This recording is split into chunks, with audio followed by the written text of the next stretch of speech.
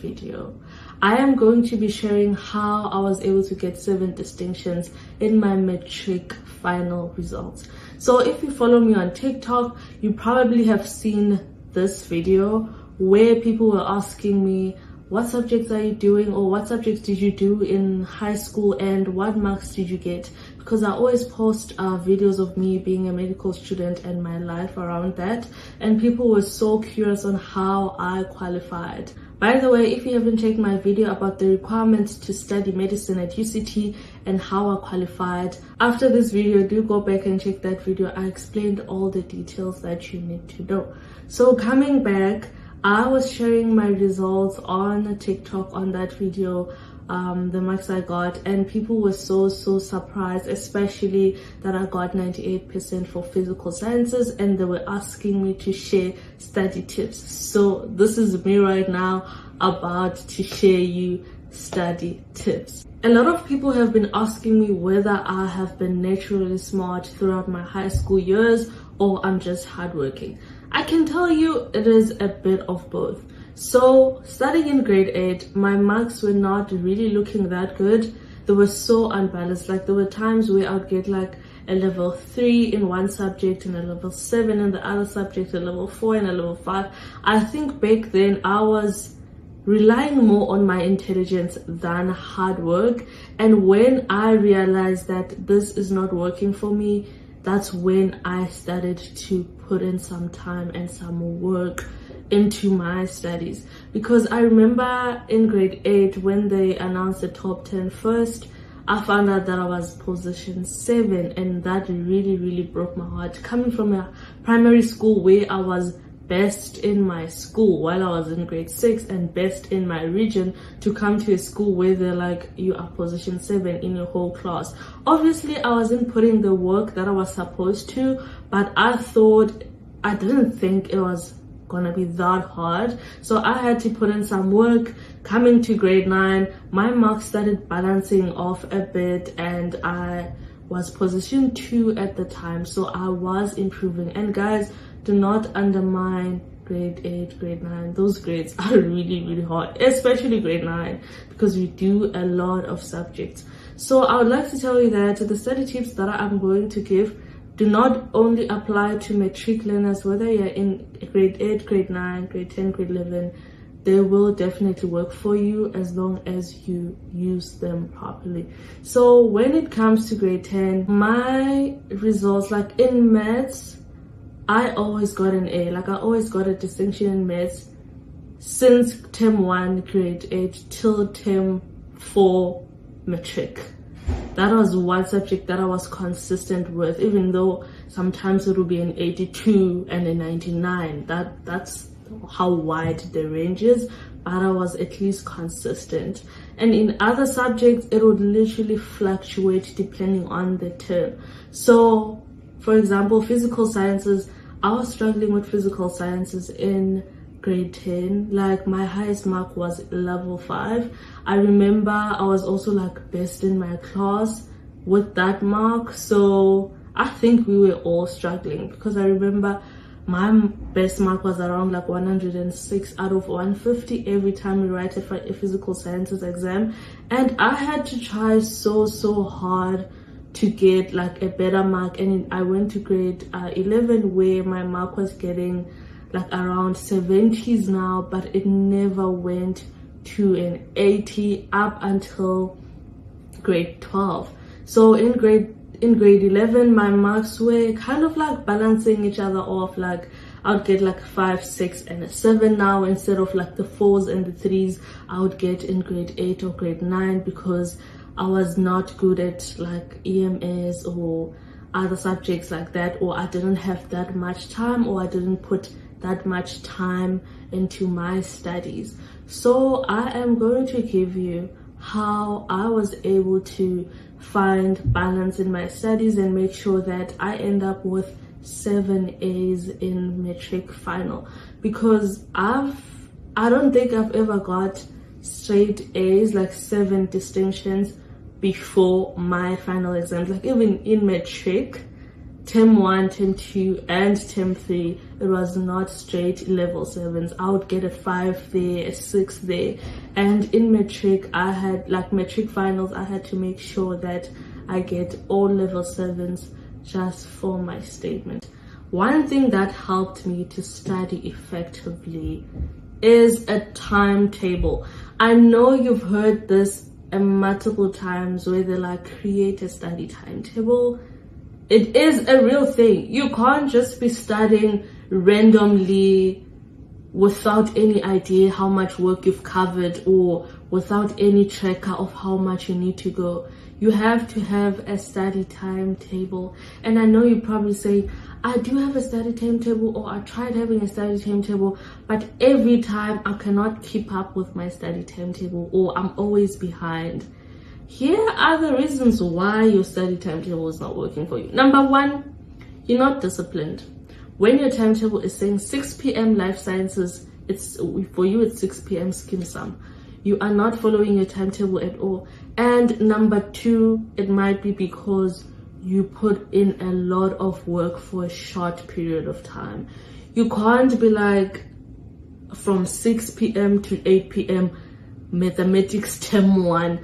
How in the world are you going to be able to cover 4 terms in 2 hours?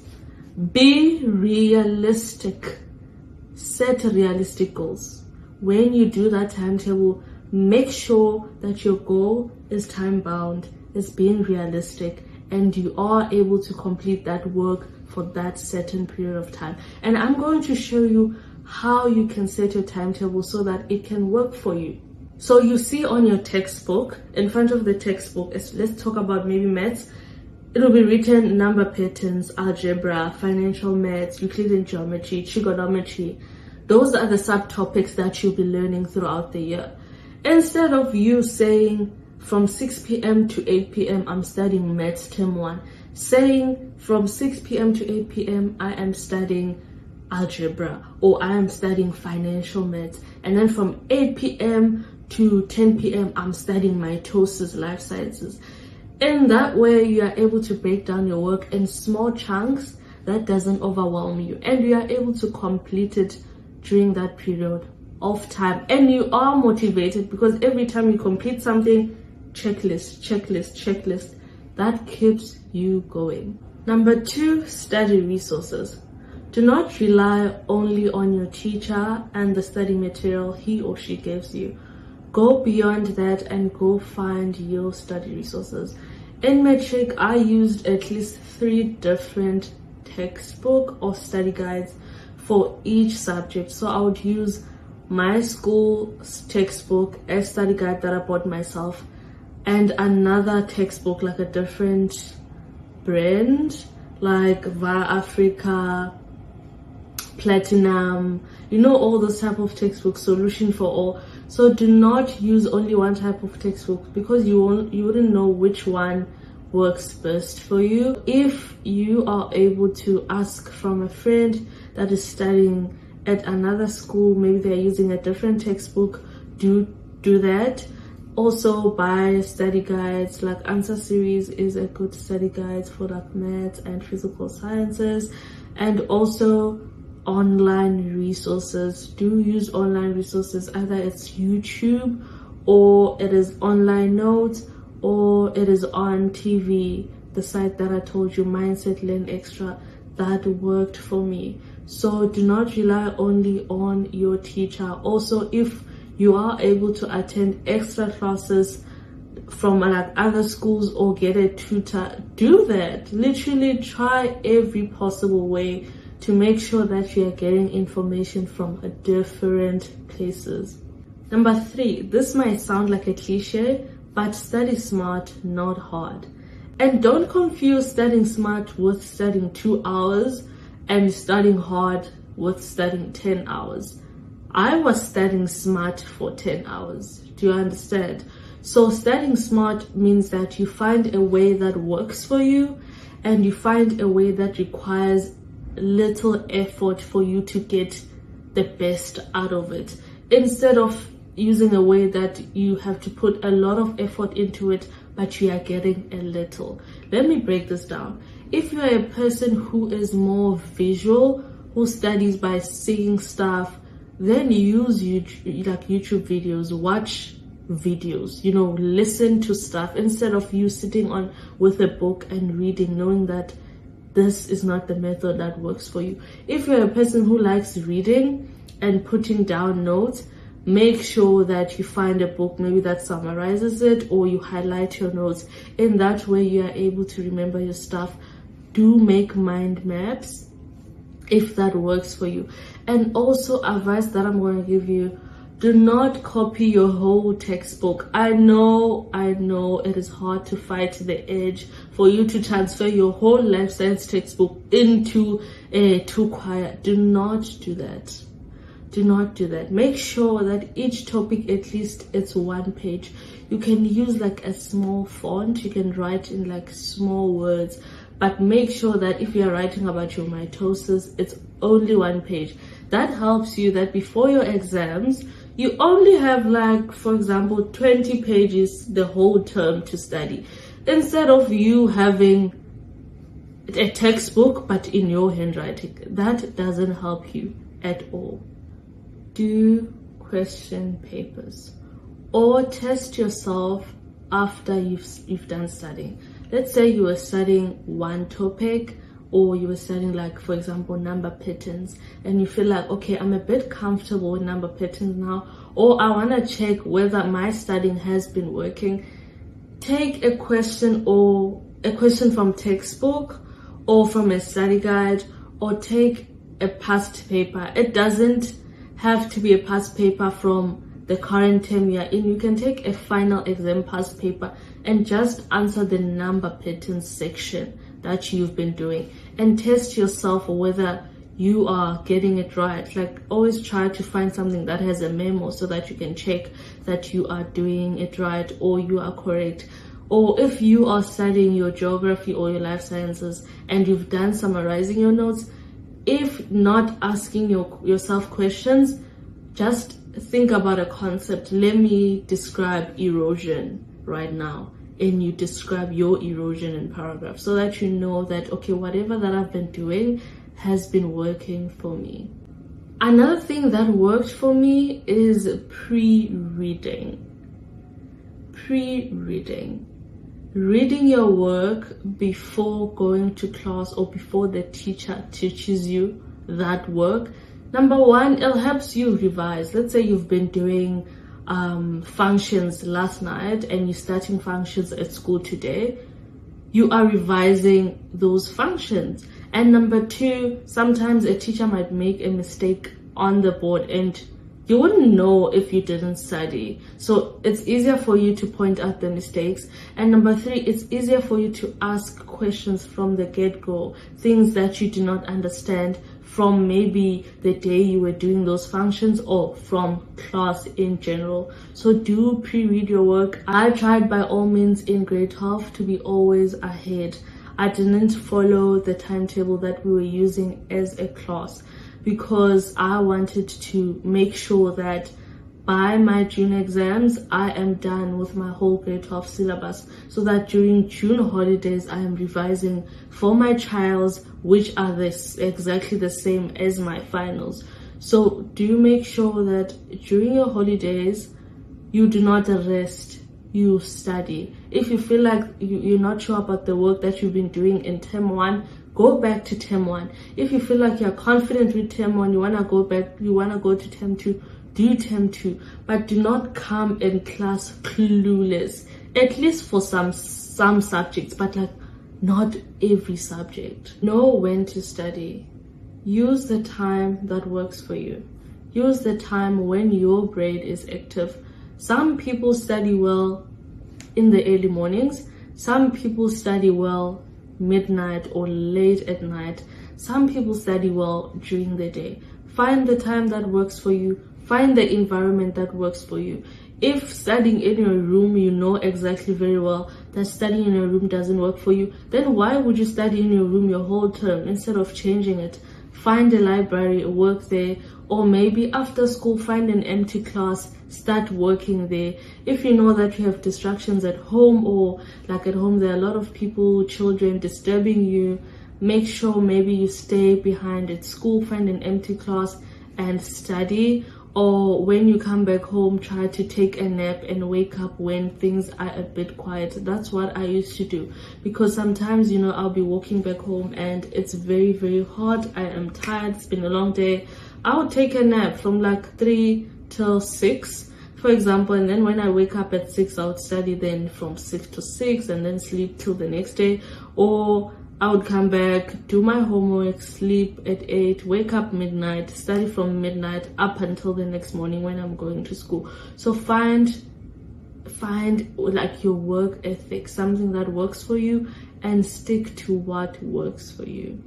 So when you're studying, study like you're preparing for an exam. Stop doing this thing of studying hard only a week before exams, but 3 months before the exam you are just being lazy. Work consistently, study like your exam is tomorrow. In that way you are able to push yourself to your limit, you are able to keep stuff in your mind, and you are able to stay focused, and you will be remembering most of the stuff towards your exam, and you won't have so much pressure to go through so many stuff. And another thing, stop leaving out the hard topics. If you feel like Euclidean geometry or financial maths is the hard topic, go and do those hard topics. Don't be like, I'm just gonna do number patterns, like master number patterns, so that I get 100% in number patterns, and this will compensate 20 marks for 40. It just doesn't work like that, unless you just want to get average marks, of which this video is not about getting average marks. In order for you to get your distinction, you need to master the hard topics too. Most of the time, especially in maths, when the topics are hard, it means that you lack basic knowledge. Go back to grade 10 textbook and learn your basics. If trigonometry is hard for you, go back to grade 10, learn your basics. Functions, graphs, go and learn your basics. Stop that pride. Go to grade 10, get a grade 10 textbook, do a grade 10 question paper. If you get that grade 10 question paper right, go to grade 11, do that grade 11 question paper. Because if you are in grade 12 and you're still getting 30s and 40s for maths, it means you are lacking the basics. Because maths in grade 12, it's a build up from grade 10. They do not start from basics in maths. They take from what they left in the previous grade. So do make sure you go back to your basics. You know yourself and you know your strengths and weaknesses. You know subjects that require a lot of energy and a lot of time, and you know subjects that you can easily master without spending a lot of time. When you make a timetable, do take that into consideration. Do spend more time on the subjects that you find hard and less time on the subjects that you find least hard. It is possible that you like a subject and you are getting good marks in it, and you find yourself enjoying doing it in such a point that you are doing it always, and you are neglecting the subject that you do not like, and you end up failing that subject. Make sure that you distribute the amount of time according to the needs for each subject. When you are doing your homeworks, make sure you concentrate. Don't do your homeworks for the sake of finishing them. Even your assignments, don't do your assignments for the sake of submitting. Make sure that you do that work properly. I remember for my trial exam, like something happened before physical sciences and I couldn't study like properly the week before because I was like in camp and adjusting to the environment. I was so tired and I got to that exam without preparing. But because every time I do my homeworks or my assignments, I make sure that I give myself time, I answer those questions and I go back and look the answers, like look for the answers, I was able to get like a good mark. I think I got like 138 over 150 for that paper, but I didn't study at all. So it comes a long way. Set goals for yourself for each subject.